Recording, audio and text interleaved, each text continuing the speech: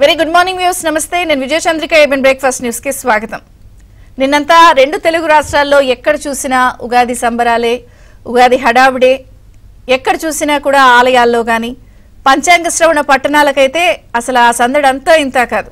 సామాన్యుల దగ్గర నుంచి రాజకీయ నాయకుల వరకు అమ్మో మన ఆదాయం ఎంత ఉంది, వ్యయం ఎంత ఈ సంవత్సరం, రాజపూజ్యం బాగుందా, అవమానం ఎంతుందో, ఇలా ఎవరికి వాళ్ళు ఆ పంచాంగ శ్రవణంలో తమ భవిష్యత్తు ఎలా ఉండబోతోంది అన్నది ఆసక్తిగా తిలకించారు.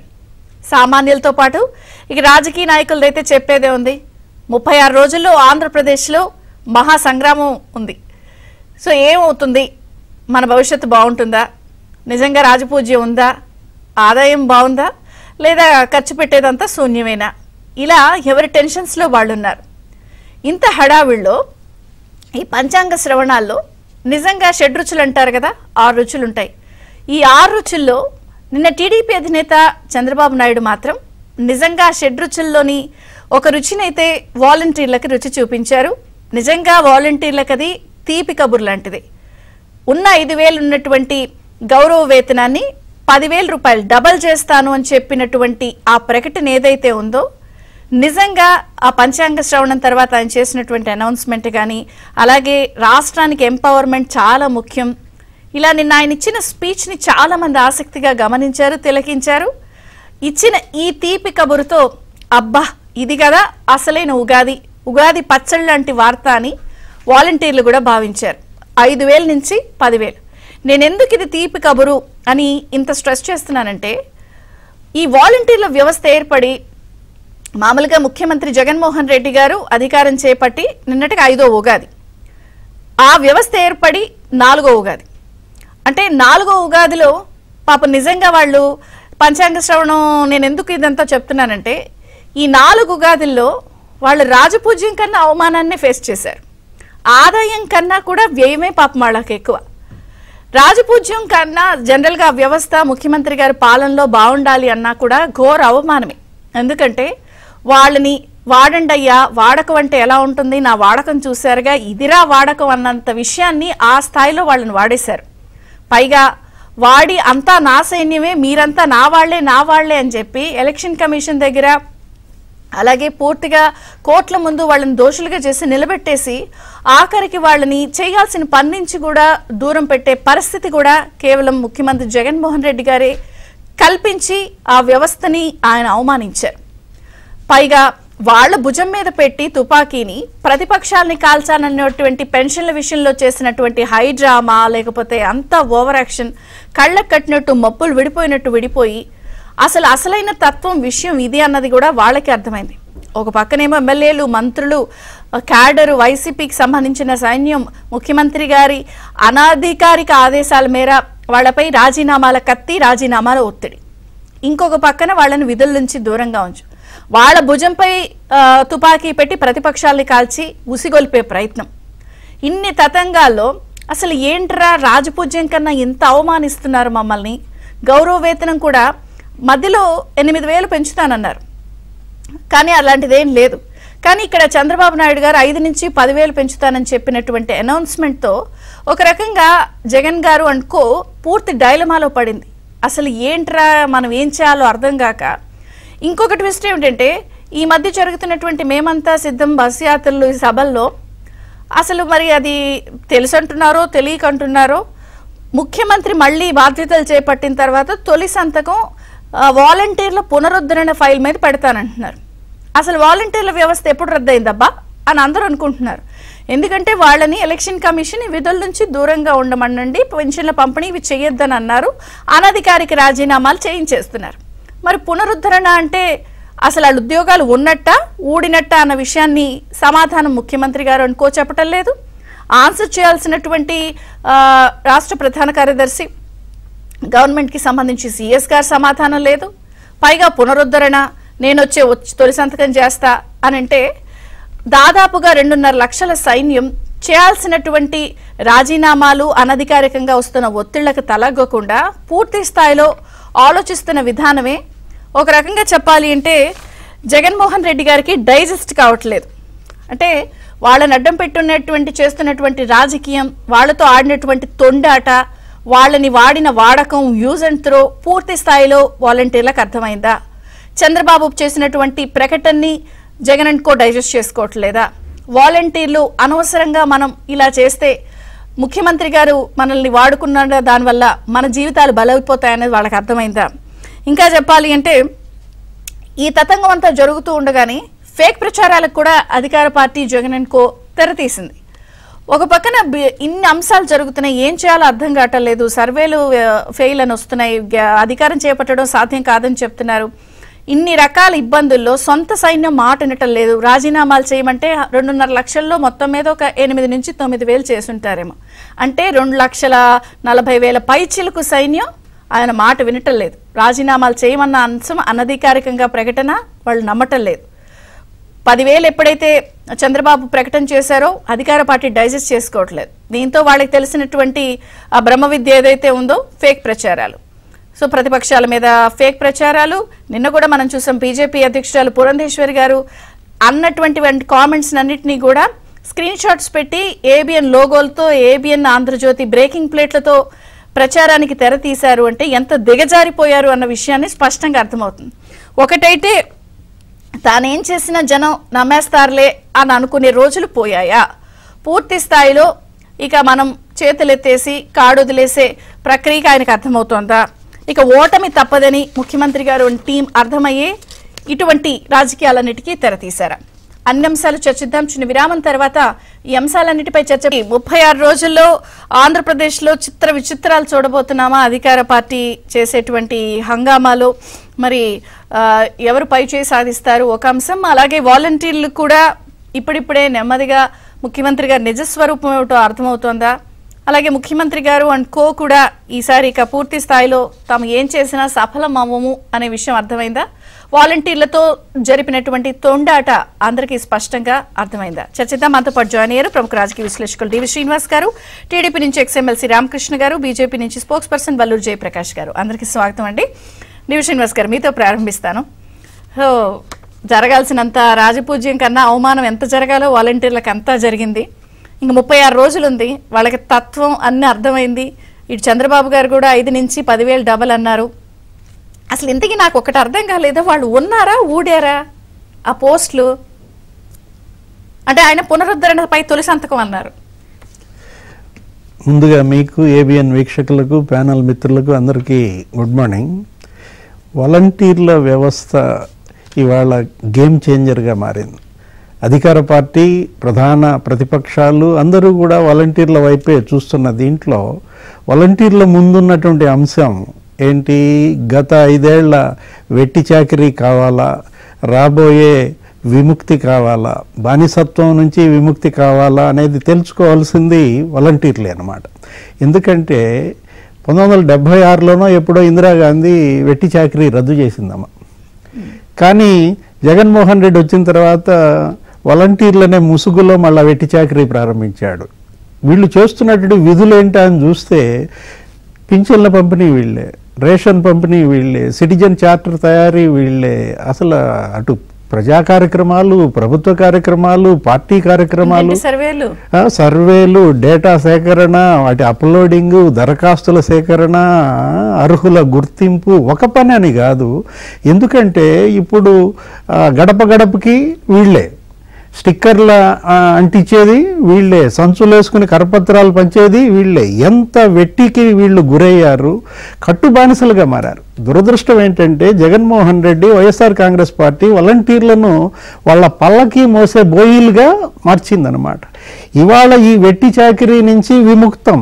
నిన్న ఉగాది మీరు అన్నట్టుగా ఏంటి తీపి ఇదనమాట. 10,000 రూపాయల జీతం మరి ఇస్తానన్న చంద్రబాబు వైపు మొగ్గుతారా? లేదు, 4 ఏళ్లుగా 4 ఉగాదులుగా 8,000 చేస్తానని నమ్మక ద్రోహం చేసినటువంటి జగన్మోహన్ రెడ్డి వైపు ఉంటారా?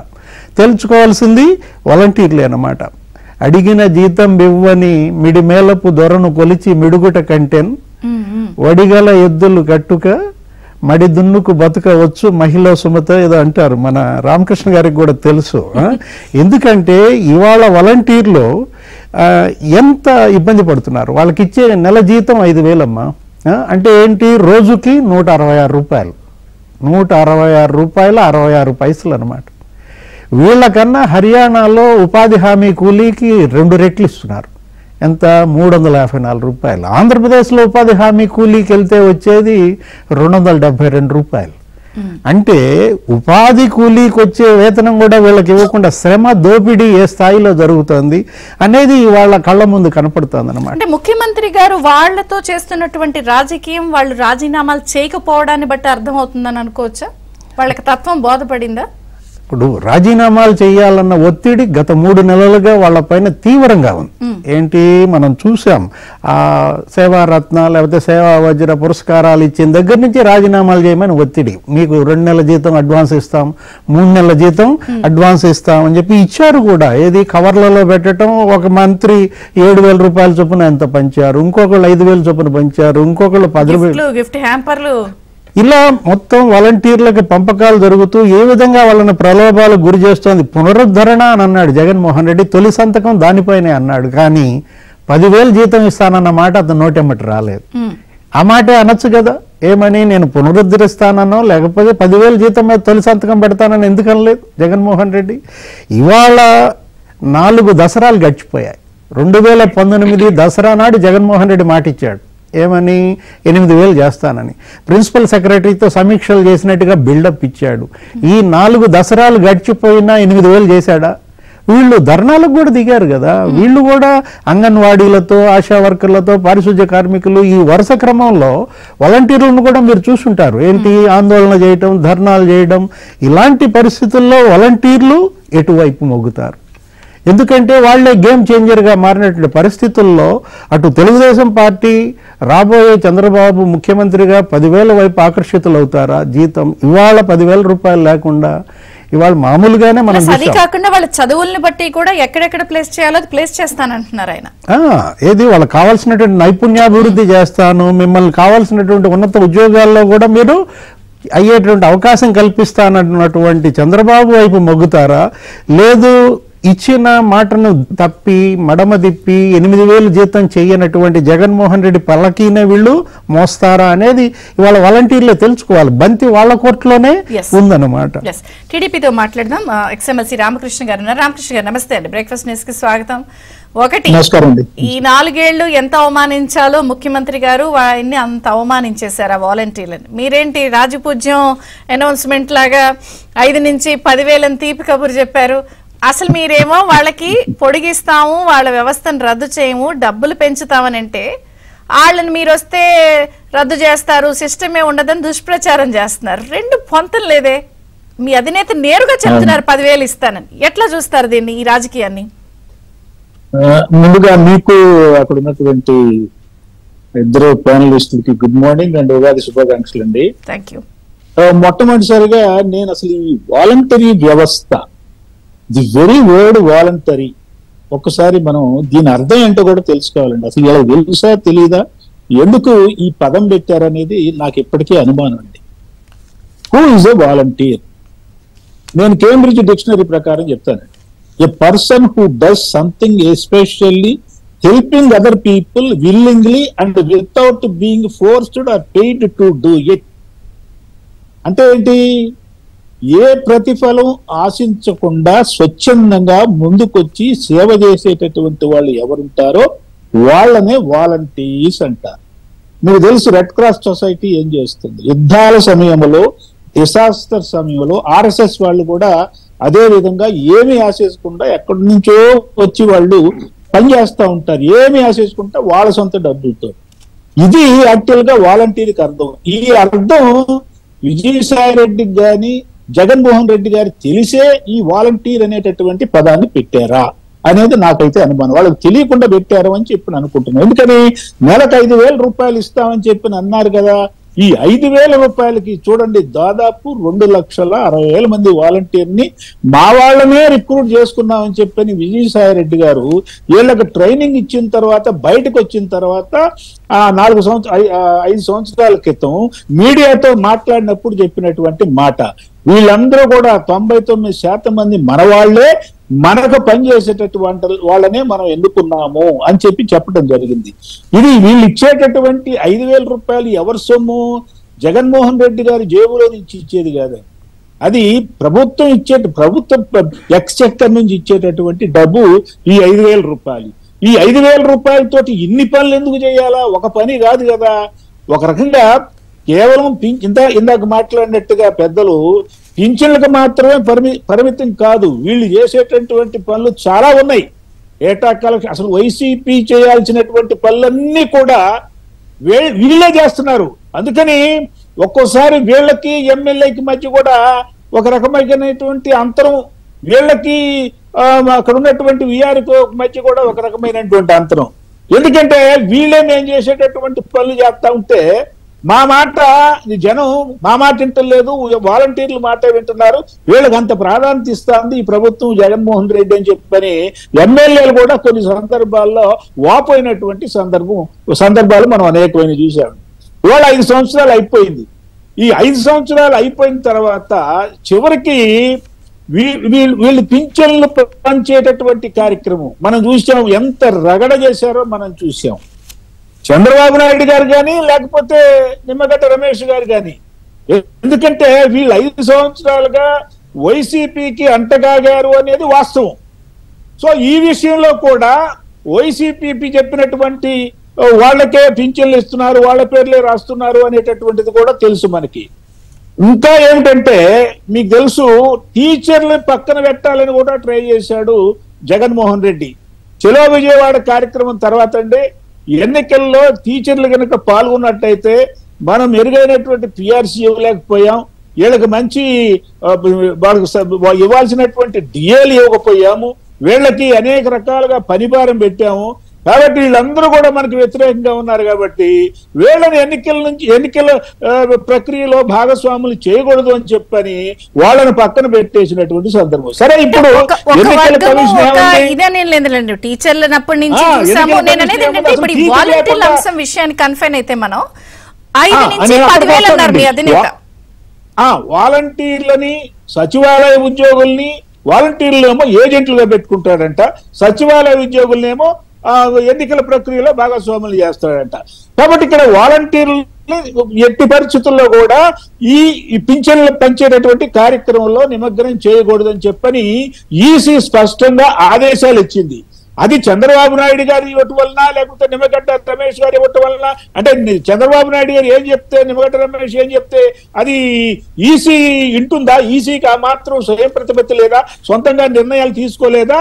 అందుకని ఇవాళ వీళ్ళ దగ్గర డబ్బులు లేక 13,000 కోట్ల రూపాయలు వీళ్ళ వదిలినటువంటి గుత్రేదారులకి ఆ డబ్బులు పంచిపెట్టేసి మళ్ళా మన ప్రభుత్వం వస్తుందో రాదో అనేటటువంటి ఉద్దేశంతో డబ్బులు లేక 1వ తారీఖు పింఛన్ ఇవ్వలేక ఈ నెపాన్ని చంద్రబాబు నాయుడు ఇదిగో మిమ్మల్ని వద్దన్నాడు, అందుకని ఈసీ మిమ్మల్ని పింఛన్లు పంచడానికి వీల్లేదని అన్నారని చెప్పి వాలంటీర్లు అనవసరంగా అక్కడ డబ్బులు లేకపోయినా పింఛన్లు ఇచ్చేటటువంటి అవకాశం లేకపోయినా అటు ఇటు మంచం మీద తిప్పి చంద్రబాబు నాయుడు గారికి వ్యతిరేకంగా నినాదులు కూడా ఇప్పించడం జరిగింది.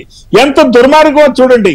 కాబట్టి ఈయన చంద్రబాబు నాయుడు గారిని పశుపతితో పోల్చాడు, రక్తం పీల్చేటటువంటి చంద్రముఖితో పోల్చాడు. ఎంత దుర్మార్గం అంటే ఈయన ఒక హంతకుడు, నేరస్తుడు అని చెప్పని 31 మంది పింఛనదారులు వృద్ధులు చనిపోతే ఆ విధమైనటువంటి మాట అనటం జరిగింది. ఇవాళ ఈ వాలంటీర్లు ఇవాళ అర్థం చేసుకున్నారండి. 5 సంవత్సరాలు వెట్టి చాకరీ చేసిన తర్వాత 5,000కే ఇన్ని పనులు చేసిన తర్వాత ఇప్పటికీ ఆయన అన్నటువంటి 8,000 రూపాయలు మాకు ఇవ్వలేదు, భవిష్యత్తు ఏమిటి అనేటటువంటి సంకోచంలో ఇవాళ వాలంటీర్లు పడిపోయారు. ఏమిటి ఇవాళ మీరు చూడండి, ఎన్నికల కోడ్ వచ్చింది. ఎన్నికల కోడ్ వచ్చిన తర్వాత ఏ వ్యవస్థని మనం మార్చడానికి వీల్లేదు, వాలంటీర్ వ్యవస్థని కొనసాగిస్తాము అని చెప్పడానికి వీల్లేదు ఇప్పుడు. ఎందుకంటే ఎన్నికల కోడ్ వచ్చిన తర్వాత ఆ పని చేయడానికి వీల్లేదు. మే 31 తోటి వాలంటీర్ వ్యవస్థ, ఆ వ్యవస్థ దాని తారీఖు అయిపోతుంది. మే 31 తోటి అయిపోద్ది. మే 31 లోపులో ఎన్నికల కోడ్ రాకముందే జగన్మోహన్ రెడ్డి మీ విధులను మేము వచ్చిన తర్వాత కూడా కొనసాగిస్తాము, లేదా ఇప్పుడే సంతకం పెడుతున్నాను కొనసాగిస్తున్నాము అని చెప్పని ఎందుకు చెప్పలేదు? ఎందుకు ఆ విధమైనటువంటి జీవో వాలంటీర్ వ్యవస్థ కొనసాగిస్తానని చెప్పని కోడ్ రాకముందే ప్రకటించలేదు జగన్మోహన్ రెడ్డి? ఇది వ్యవస్థ ఎక్కడ రద్దు కాకుండా నేను పునరుద్ధరిస్తానంటారేంటి? ఎందుకు ప్రభుత్వం అదే నాకు అర్థం కాదు. అలా కాదు చంద్రిక గారు, ఇప్పుడు ఈయన మాటలు ఎట్లా ఉంటాయంటే, నేను అధికారంలోకి రాగానే వారం రోజుల లోపల ఓపీఎస్ పునరుద్ధరిస్తా అన్నాడు. అట్టాగే ఉంటుంది ఇది. ఈయన అసలు ఎట్టానే అవుతారు? ఈయన ఎన్నికల్లో గెలిచి చచ్చేది లేదు, పాడు లేదు, ఈయన వచ్చేది లేదు, చచ్చేది లేదు. ఈయన ఎన్నికైన తర్వాత అంట పునరుద్ధరిస్తాము అని చెప్పి అంటున్నాడు. అంటే అర్థం ఏంటి? వాలంటీర్ వ్యవస్థ ఇప్పుడు లేనట్టు కింద లెక్క. మన అర్థం ఇప్పుడు ఆడుకున్నట్టే కదా. ఆడుకున్నాడు ఆయన వాలంటీర్ల జీవితాలతో ఆడుకోవటం ఏంటండి? అసలు ఈ రాష్ట్రంతో ఆడుకున్నాడు. ఒక రకంగా చెప్పాలంటే ఈ రాష్ట్ర ప్రజలతోనే ఆయన ఆడుకున్నటువంటి సందర్భం. ఇవాళ వాలంటీర్లని తను ఇష్టం వచ్చినట్టుగా వాడేసుకొని ఇవాళ వదిలేసేటటువంటి పరిస్థితుల్లో నేను చంద్రబాబు నాయుడు గారి ప్రక్కనే కూర్చున్నా. ఉగాది సందర్భంగా వాలంటీర్ వ్యవస్థను మేము కొనసాగిస్తాము, వీళ్ళకి ఇచ్చేటటువంటి 5,000 కాదు 10,000 రూపాయలు ఇస్తాము మేము వీళ్ళకి. అంతేకాకుండా ఆయన ఇంకొక మాట కూడా చెప్పాడు. ఎందుకంటే దూరదృష్టి ఉన్నటువంటి వ్యక్తి, అనుభవం ఉన్నటువంటి ముఖ్యమంత్రిగా పనిచేసినటువంటి ఆయన కాబట్టి వాళ్ళల్లో స్కిల్స్ డెవలప్మెంట్ చేసి వాళ్ళల్లో ఉన్నటువంటి ప్రతిభను బయటికి తీసి వాళ్ళు 50,000 రూపాయలు సంపాదించుకునేటట్టు అవకాశాలు కల్పిస్తామని కూడా చెప్పడం జరిగిందండి చంద్రబాబు నాయుడు గారు నిన్న. అంటే ఇప్పుడు మాట అన్నారు, ఇది గేమ్ చేంజర్ అవుతుంది అని నేను అనుకుంటున్నానమ్మా అని. అంటే రాజీనామాలు చేయట్లేదు కాబట్టి వాళ్ళు మీ మాట నమ్ముతున్నట్టే అనుకోవచ్చా? 2.5 లక్షల పైచీలు కనుకుంటే రాజీనామాలు చేయటం. ఆయనకు ఒక ట్రాక్ రికార్డు ఉంది, చంద్రబాబు నాయుడు గారికి ట్రాక్ రికార్డు ఉంది. మోసం చేసేటటువంటి వ్యక్తి కాదు. ఒక్కసారి మాట ఇచ్చాడంటే ఆ మాటకి కట్టుబడి ఉండేటటువంటి వ్యక్తి చంద్రబాబు నాయుడు గారు. ఆయన చాలా స్పష్టంగా చెప్పారు, మీరు వైకాపా చెప్పినటువంటి పనులు కనుక చేస్తే, మీరు అనేక కేసుల్లో ఇరుక్కుంటే మిమ్మల్ని కొనసాగించేటటువంటి అవకాశం ఉండదు. నేనేదైతే మీకు లబ్ధి చేకూరుద్దామని చెప్పని నేను ఆశిస్తున్నానో అనుకుంటున్నానో అది మీరు కోల్పోతారని కూడా చెప్పడం జరిగింది. ఇప్పుడు వాలంటీర్లు ఆలోచనలో పడిపోయినారు.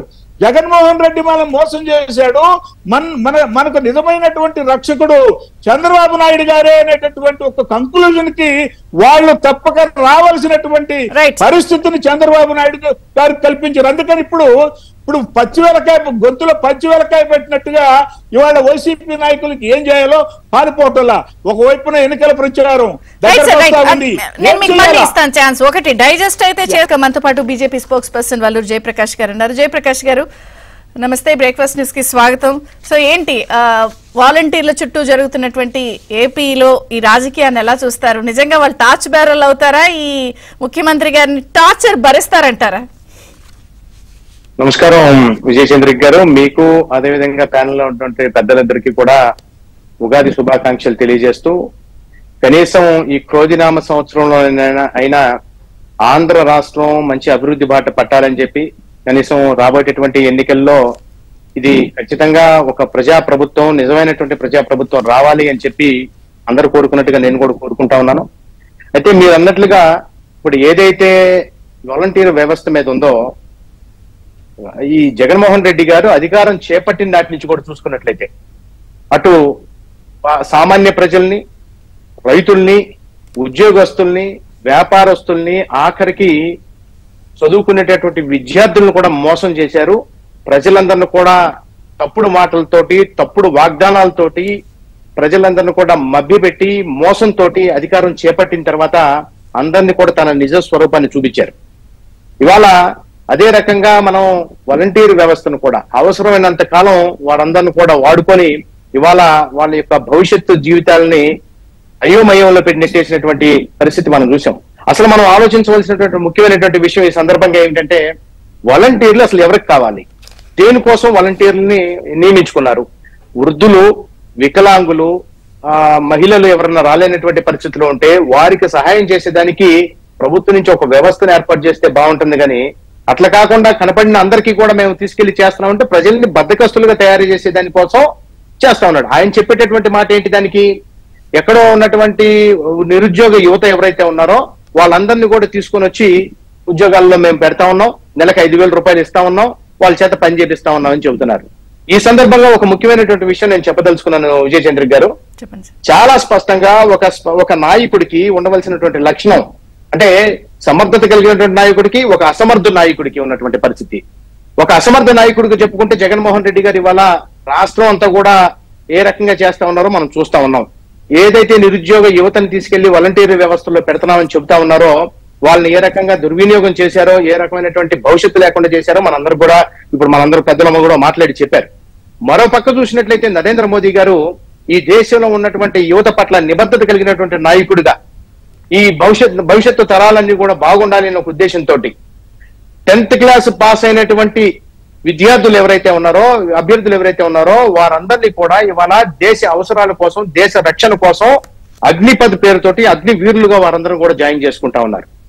అదే విధంగా వారందరికీ కూడా 4 సంవత్సరాల పాటు కనీస ఉద్యోగ హామీ ఇస్తూ మినిమం గా వారు 4 సంవత్సరాలు పనిచేయాలని, ఆ పనిచేసే కాలంలో కూడా వారందరికీ కూడా మెడికల్ ఫెసిలిటీస్ అన్ని ఇతరత్ర ప్రభుత్వ ఉద్యోగికి ఏమైతే వస్తాయో అవన్నీ కూడా ఫెసిలిటీస్ కల్పిస్తూ, మరోపక్క వారికి సుమారుగా 5,90,000 రూపాయలు యాన్యువల్ గా వాళ్ళంటే సంవత్సరానికి జీతం, అంటే సుమారుగా 50,000 రూపాయలు ప్రతి నెల కూడా 10th క్లాస్ పాస్ అయినటువంటి అర్హత కలిగినటువంటి అభ్యర్థులందరికీ కూడా అగ్నివీరులుగా ఈ దేశ రక్షణ కోసం వారందరూ కూడా రిక్రూట్మెంట్ చేసుకుంటా ఉన్నారు.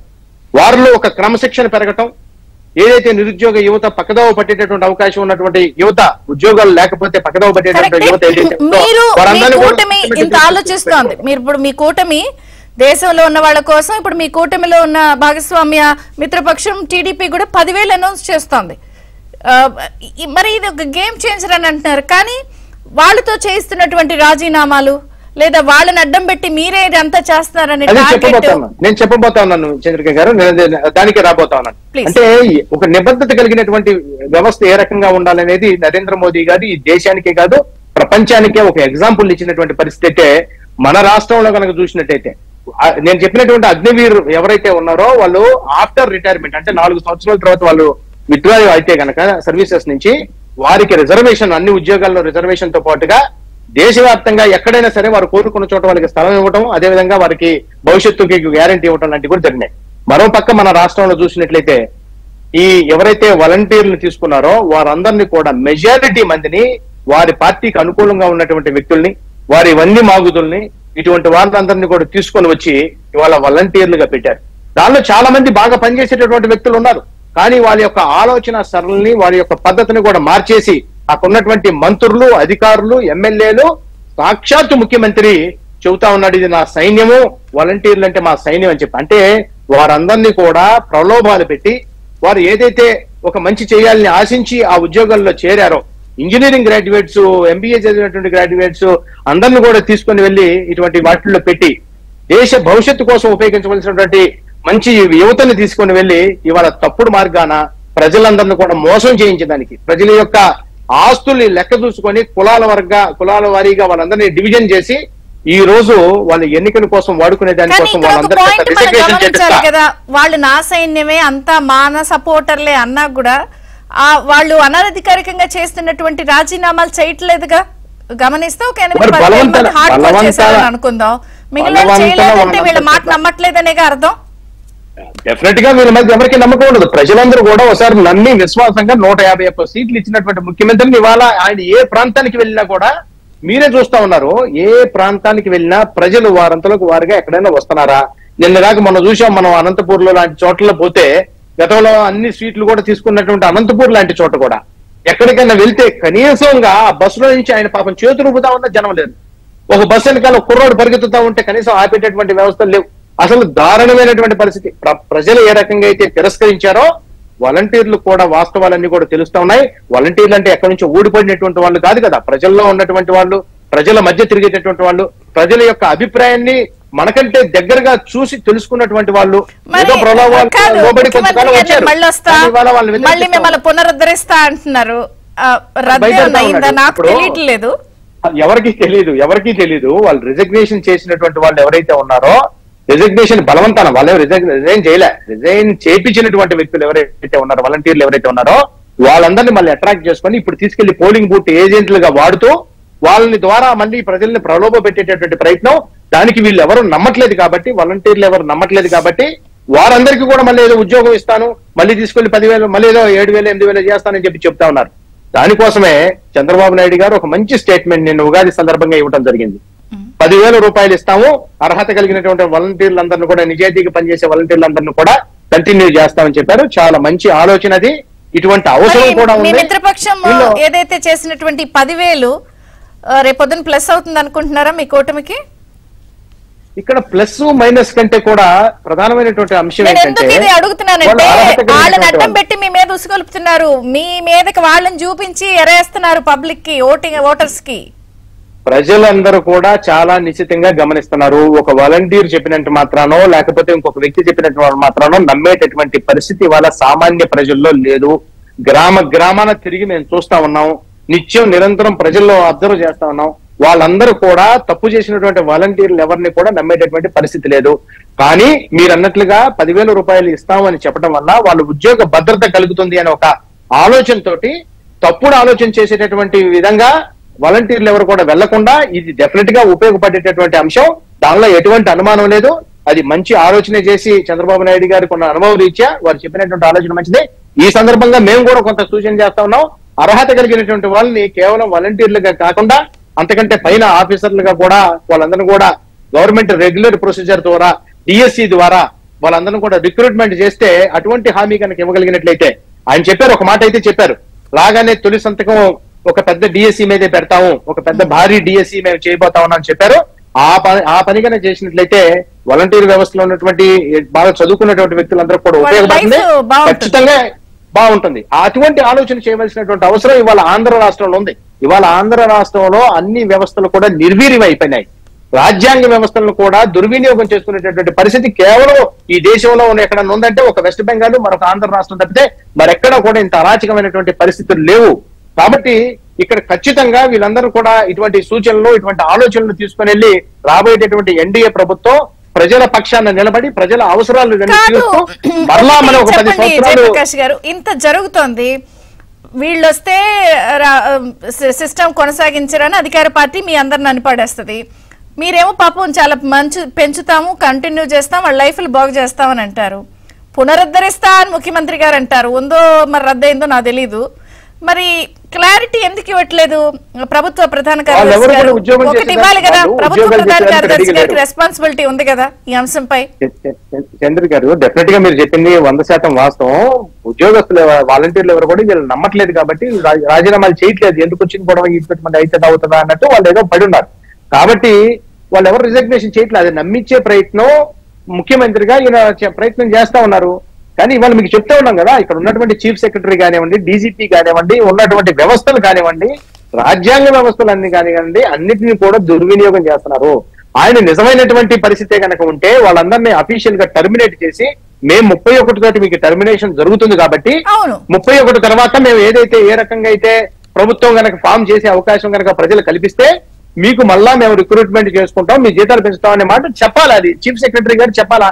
ఇవాళ ముఖ్యమంత్రి ఇచ్చేటటువంటి హామీలకి ఎన్నికల హామీలుగానే చూస్తారు తప్పితే ఏది కూడా ప్రభుత్వం తరఫున ఇచ్చేటటువంటి హామీగా చూసేటటువంటి అవకాశం లేదు. అది సర్టిఫై చేయవలసినటువంటి బాధ్యత ఈ వ్యవస్థలో ఉన్నటువంటి చీఫ్ సెక్రటరీ పేరు మీద ఉంటుంది తప్పితే మరి ఎవరికి కూడా ఇటువంటి అర్హత లేదు. ఇదే చెప్తా ఉన్నాం, ప్రజలందరినీ నిరంతరం మోసం చేసుకుంటూ, ప్రజలందరినీ కూడా మధ్య పెడుతూ ఎందుకంటే ఈ దాంట్లో ఇక రాబోయే 36 రోజులు ఇలాంటి చిత్ర విచిత్ర వేషాలు ఉంటాయి, ఫేక్లు ఉంటాయి. మమ్మల్ని కూడా వాడి లోగోలతో శ్రీనివాస్ గారు, ఒకటి వాళ్ళ మెడ మీద కత్తి పెట్టి ఎంత చేయాలో రాజకీయ ముఖ్యమంత్రి గారు అంతా చేస్తారు. నోరు మీద పాల్సిన ప్రభుత్వ ప్రధాన కార్యదర్శి గారు మాట్లాడరు, ఆయన రెస్పాన్సిబుల్. కానీ ఈయన వేరే స్టేట్మెంట్లు ఇస్తూ ఉంటారు. చంద్రబాబు గారు 10,000 రూపాయలు ఒక బెల్లం ముక్క లాంటి వార్త నిన్నది. మరి దీన్ని గనక వాలంటీర్లు పూర్తి స్థాయిలో ప్లస్ పోస్టింగ్స్ కూడా వాళ్ళ చదువు ప్రకారం ఇస్తామని అంటున్నప్పుడు ఇది నమ్మితే వైసీపీకి ఇది డైజెస్ట్ చేసుకోలేని అంశం కిందే చూడొచ్చా? అసలు నమ్మితే పరిస్థితి ఎలా ఉంటుంది? ఉగాది పండుగ సందర్భంగా నిన్న మాజీ ముఖ్యమంత్రి చంద్రబాబు చేసిన ప్రకటన 10,000 రూపాయల జీతం అనేది అదేంటంటే ఇప్పటిదాకా ఆయన మీద ఉన్నటువంటి ప్రచారాన్ని తిప్పికొట్టింది. ఆయన వస్తే వాలంటీర్ వ్యవస్థ రద్దు చేస్తాడు అని చెప్పి వాళ్ళు బాగా చెప్తున్నారు వైసీపీ వాళ్ళు. అలాంటిది వ్యవస్థ రద్దు కాకపోగా ఇంకా వాళ్ళ జీతం రెండింతలవుతుంది. 10,000 రూపాయల జీతం అనేది వాళ్ళ వాలంటీర్లకు బలంగా వెళుతోంది. ఎందుకంటే వాలంటీర్లలో తిరుగుబాటు చూస్తున్నాం, వైసీపీ పైన వాలంటీర్లలో తీవ్ర అసంతృప్తి చూస్తున్నాం, జగన్మోహన్ రెడ్డి పైన విముఖత చూస్తున్నాం. ఎందుకంటే ఆయన మాట తప్పాడు. 8,000 చేస్తానని 4 దసరాలకి నమ్మించి మోసం చేసిన పరిస్థితుల్లో ఇవాళ వాలంటీర్లు ఏం చేస్తున్నారు? ఆయన రాజీనామాలు చేయమన్నా చేయలేదు. మీరు అన్నారు 1%, 2% కూడా రాజీనామాలు చేయలేదంటే అక్కడే తిరుగుబాటు కనపడుతుంది. అంటే ఒప్పుకోవట్లేదు ఆయన. ఎందుకంటే వాలంటీర్లు అంటే వాళ్ళు ఉద్యోగులే. ఏది ఏ ప్రభుత్వం ఉంటే ఏమి, రేపొద్దున తెలుగుదేశం ప్రభుత్వం ఏర్పడినా చంద్రబాబు ముఖ్యమంత్రి అయినా వీళ్ళు ఉండాలా, వీళ్ళ కుటుంబాన్ని వీళ్ళు నిలబెట్టుకోవాలా. ఇవాళ వాలంటీర్ల ముందు ఉన్నది వాళ్ళ కుటుంబం, లేదు జగన్మోహన్ రెడ్డి. జగన్మోహన్ రెడ్డి కోసం వాలంటీర్లు వాళ్ళ కుటుంబాన్ని బలిపెడతారా అనేది వాళ్ళు ఉందన్నమాట. వ్యవస్థ మంచుకో చెడుకో జగన్మోహన్ రెడ్డి ఒక వ్యవస్థ ఏర్పాటు చేశాడమ్మా. ఇంతవరకు జగన్మోహన్ రెడ్డికి మనకు తెలిసి ఏంటంటే వ్యవస్థల విధ్వంసకుడుగానే తెలుసు, కానీ వ్యవస్థల నిర్మాతగా తెలియదు. ఆయన ఆయన స్వలాభం కోసం పెట్టిన వ్యవస్థను ఇంకా నడ్డి విరవడానికో కళ్ళు పొడి చేయడానికి కూడా సిద్ధపడతారు. అది వాలంటీర్ల విషయంలో ప్రూవ్ అవుతుంది కదా. అంతే కదా. ఎందుకంటే పాము మనం అనుకున్నాం ఏంటి, తన పిల్లల్ని తానే మింగే పరిస్థితుల్లో వాలంటీర్లు ఇవాళ భయపడుతున్నారు. రేపొద్దున జగన్మోహన్ రెడ్డి మళ్ళా ముఖ్యమంత్రి అయితే ఇదే 5,000 జీతానికి పనిచేయాలా, 8,000 కూడా చెయ్యడు, మనల్ని మింగేస్తాడు అన్న దీంట్లో వాళ్ళ భవిష్యత్తు వాళ్ళు చూసుకుంటారు. వాళ్ళు ఎవరైనా సరే చూసుకునేది వాళ్ళ భవిష్యత్తును అన్నమాట. వ్యవస్థల విధ్వంసకుడుగా జగన్మోహన్ రెడ్డి కావాలా, వ్యవస్థల రక్షకుడుగా చంద్రబాబు కావాలా? ఇందాక రామకృష్ణ గారు కూడా అన్నారు, రక్షకుడిగా చంద్రబాబు వాళ్ళ ప్రజల ముందు ఉన్నారు అన్న దీంట్లో ఇప్పుడు ఏంటి, జగన్మోహన్ రెడ్డి ఎక్కడ అడుగు పెడితే అక్కడ విధ్వంసం మనం చూసాం. ఆయన వ్యాపారాల్లో అడుగు పెట్టాడు, మొత్తం వ్యాపారం అంతా విధ్వంసం అయిపోయింది. 10 రూపాయల షేరు 1,440 అమ్మటం దగ్గర నుంచి 16 నెలలు జైలుకి వెళ్ళేదాకా వ్యాపారాల విధ్వంసం. ఆయన మీడియా సంస్థల్లోకి అడుగు పెట్టాడు, మొత్తం మీడియా సంస్థల్లో విధ్వంసం. మనకు తెలుసు ఏ విధంగా మీడియా, జగన్మోహన్ రెడ్డి సాక్షి పెట్టకముందు మీడియా ఎలా ఉంది, సాక్షి పెట్టిన తర్వాత మీడియా ఎలా మారిందో మనకు తెలుసు. అసలు ఎంత బహిరంగంగా ఏబిఎన్ ని చూడొద్దని చెప్పి పిలిపిస్తున్నారు. ఏబిఎన్ఏ మళ్ళా కావాలా? దేనికి? ఫేక్ ప్రచారానికి ఏబిఎన్ఏ కావాలా? ఎందుకని? ఫేక్ ప్రచారాలు నమ్మాలంటే ఏబిఎన్ లోగో వేస్తే తప్ప నమ్మరు. ఆయన ఇప్పుడు ఏబిఎన్ ముందే చెప్తుంది, జరగబోయేది ముందే చెప్తోంది. షర్మిల పార్టీ పెడుతోందని ముందే చెప్పింది, షర్మిల ఆంధ్రప్రదేశ్లో అడుగు పెడుతోందని ముందే చెప్పింది, షర్మిల అన్న మీద యుద్ధం ప్రకటిస్తోందని ముందే చెప్తోంది. ఇలాంటి పరిస్థితుల్లో ఒకవైపేమో చెల్లెళ్ళు, మరోవైపు ఏమో వాలంటీర్లు, అటు పార్టీలో తీవ్ర అసంతృప్తి, తిరుగుబాటు.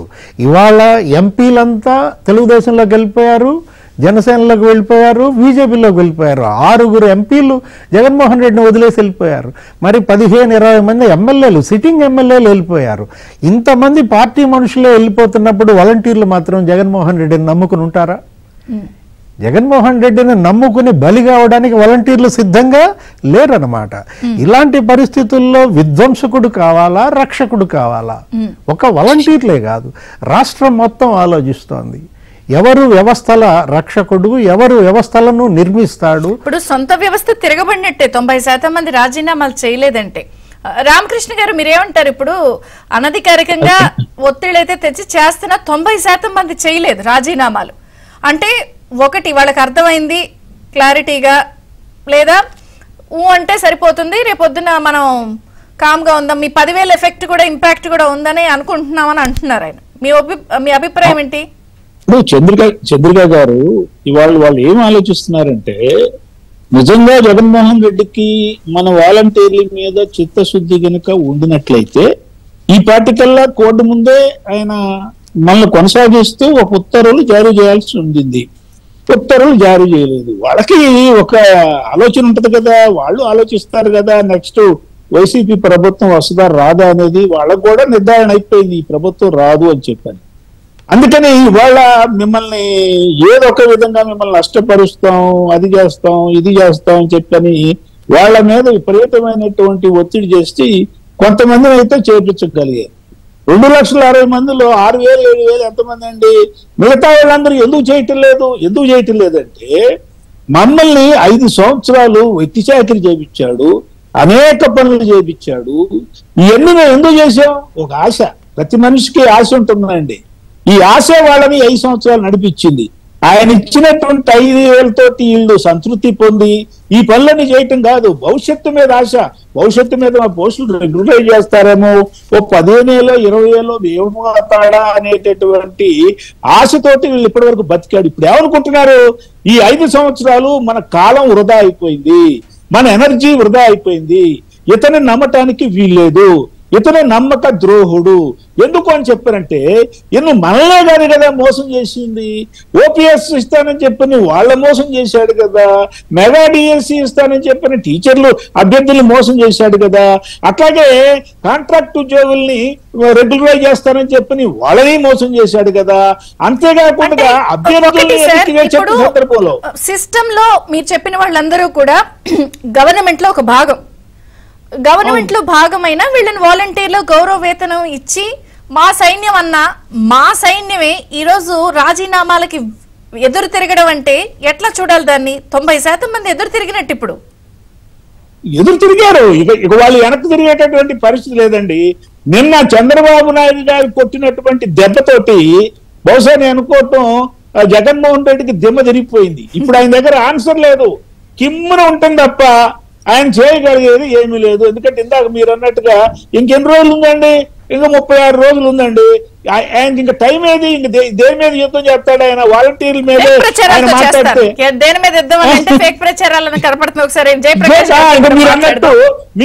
మీరు అన్నట్టు ఫేక్. ఆయన అసలు ఫేక్ నే నమ్ముకున్నాడండి. అసలు జగన్మోహన్ రెడ్డి ఫేక్ అండి నా ఉద్దేశంలో. ఎందుకంటే ఆయన 2019లో గెలిచింది కూడా ఫేక్ ప్రచారం ద్వారా. బాబాయిని చంద్రబాబు నాయుడు గారే చంపించారు అని చెప్పని ఫేక్ ప్రచారం చేశాడా చేయలేదో చెప్పండి. ఆ రోజు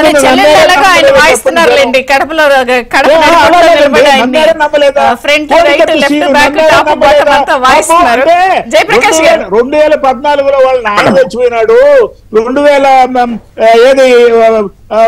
2019లో వాళ్ళ బాబాయ్ చనిపోయినాడు, కోడికత్తి దెబ్బ తిన్నాడు, పాపం పెద్ద గాయం అయింది అని చెప్పని 2019లో నిజంగానండి సానుభూతి పొంది ఒక్క ఛాన్స్ అన్న ఇద్దాం ఈయనకని చెప్పని జనం నమ్మారండి. కానీ ప్రతిసారి ఎవరు నమ్మర్లేండి.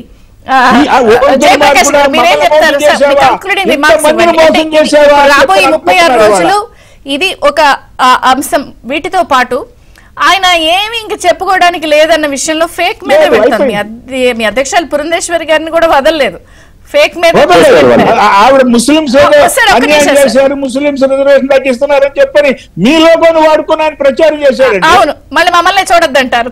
రామకృష్ణ గారు ఒక నిమిషం సార్. జయప్రకాష్ గారు, ఇప్పుడు అతను పార్టీయే ఫేక్ పార్టీ, అది వైఎస్ఆర్సీపీ అని వైఎస్ఆర్ పేరు పెట్టుకొని, దానికి యాక్చువల్ పార్టీ ఫుల్ ఫామ్ ఏంటి? యువజన శ్రామిక రైతు. ఎక్కడన్నా ఎప్పుడు ఏ రోజైనా ఆయన చెప్పాడు అట్లా? ఆయన ఎప్పుడు చెప్పినా వైఎస్ఆర్ పార్టీ అంటే వైఎస్ఆర్ గారి పేరు మీద ఉన్నటువంటి సింపతిని గెయిన్ చేసేటటువంటిది. సరే, పార్టీ అయినా తన స్థాపించినటువంటి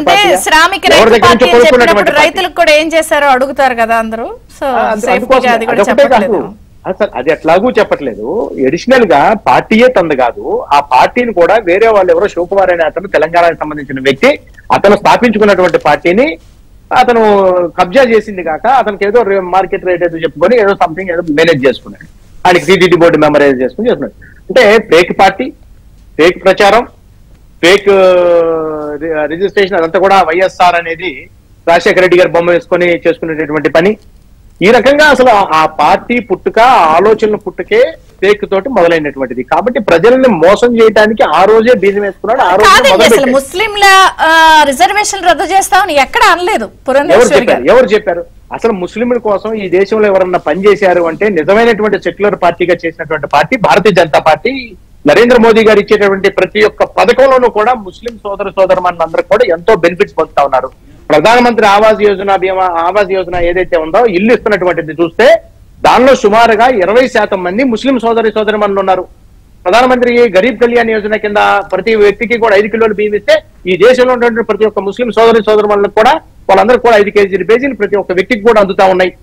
అదే రకంగా ఈ దేశంలో ఉన్నటువంటి ప్రతి ఒక్క ఫలం అందరికీ అందాలి అని అంత్యోదయ స్ఫూర్తితో ఏదైతే మొదలు పెట్టామో, ముస్లిం సోదరుమణులు మెజారిటీ మందికి వాళ్ళకి వెళ్తా ఉన్నాయి.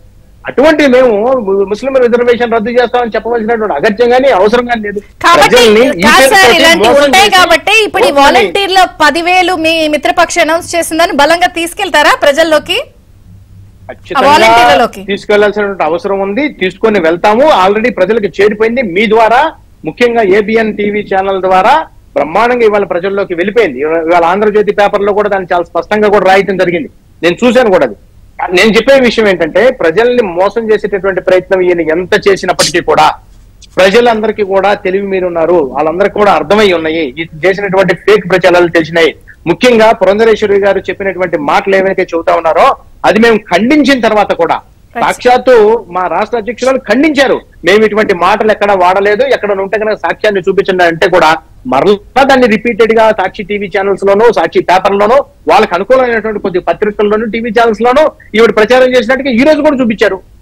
అటువంటి తప్పుడు ప్రచారానికి వీళ్ళ ఫేక్ ప్రచారం, యూట్యూబ్ ఛానల్స్ ఫేక్, వాళ్ళు చెప్పినటువంటి టీవీ ఛానల్స్ ఫేక్, వాళ్ళు మాట్లాడేటువంటి మాటలు ఫేక్, వాళ్ళ పార్టీ ఫేక్. అసలు ఆయన వాళ్ళే ఒప్పుకున్నారు కదండి, మాకు ఇన్ని ఛానల్స్ ఉన్నాయి, ఇన్ని సోషల్ మీడియాలు ఉన్నాయి, ఇన్ని వెబ్సైట్లు ఉన్నాయి, ఇన్ని ఇన్స్టాగ్రామ్లు ఉన్నాయని ఆ లెక్క చెప్తున్నప్పుడు ప్రజలకు అర్థమవుతుందిలేండి. Thank you. ప్రజలకి ఇతను ఒక ఫేక్ ముఖ్యమంత్రిగా ప్రజలకి చిరస్థాయిగా, ఆ రోజు ఎట్లయితే గతంలో ఔరంగజేబు లేకపోతే ఉన్నటువంటి తొగలకులు గుర్తున్నారో, జగన్మోహన్ రెడ్డి గారు కూడా ఒక ఫేక్ ముఖ్యమంత్రిగా శాశ్వతంగా